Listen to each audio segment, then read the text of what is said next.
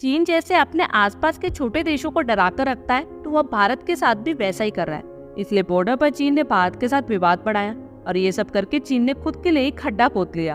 अब कुछ ऐसा ही ताइवान में देखने को मिल रहा है। 8 अगस्त को भारत के तीनों सेनाओं के 3 टॉप रिटायर्ड ऑफिशियल्स ताइवान में एक सिक्योरिटी डायलॉग कॉन्फ्रेंस के लिए पहुंचे, जहां पर उन्होंने ताइवान के उच्च अधिकारियों के साथ मीटिंग की। बताया जा रहा है कि ताइवान भारत के साथ डेटा एक्सचेंज करने के लिए एक चैनल बनाना चाहता है और इस पर दोनों देश काम भी कर रहे हैं, जबकि चीन भारत के रिटायर्ड अधिकारियों के ताइवान के दौरे से खुश नहीं है और ग्लोबल टाइम्स में चीन भारत को धमकी दे रहा है। चीन का कहना है कि भारत को अपनी हद में रहना चाहिए। ताइवान कोई स्वतंत्र देश नहीं है जिसे भारत डिफेंस के क्षेत्र में मदद करना चाहता है।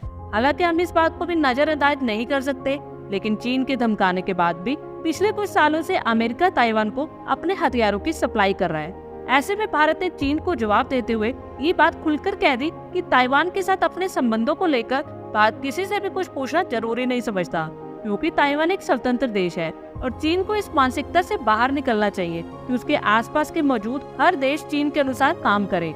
जिसे सुनकर चीन के होश उड़ गए, क्योंकि भारत की तरफ से इतने कड़े बयान की उम्मीद नहीं थी। और इस समय ताइवान सिर्फ भारत के लिए नहीं बल्कि पूरी दुनिया के लिए एक महत्वपूर्ण देश बन चुका है। दुनिया में एडवांस सेमीकंडक्टर की सप्लाई अकेली ताइवान की कंपनीज ही कर रही है।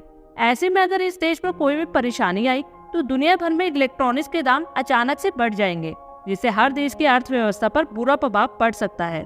साथ ही इस समय भारत चीन के संबंध पहले से ज्यादा खराब चल रहे हैं। चीन भारत का हर कदम पर, हर मंच पर विरोध ही करता रहा है, यानी कि G20 मीटिंग में चीन का आने से मना करना हो या संयुक्त राष्ट्र में भारत के पास वीटो पावर आने से रोकना हो।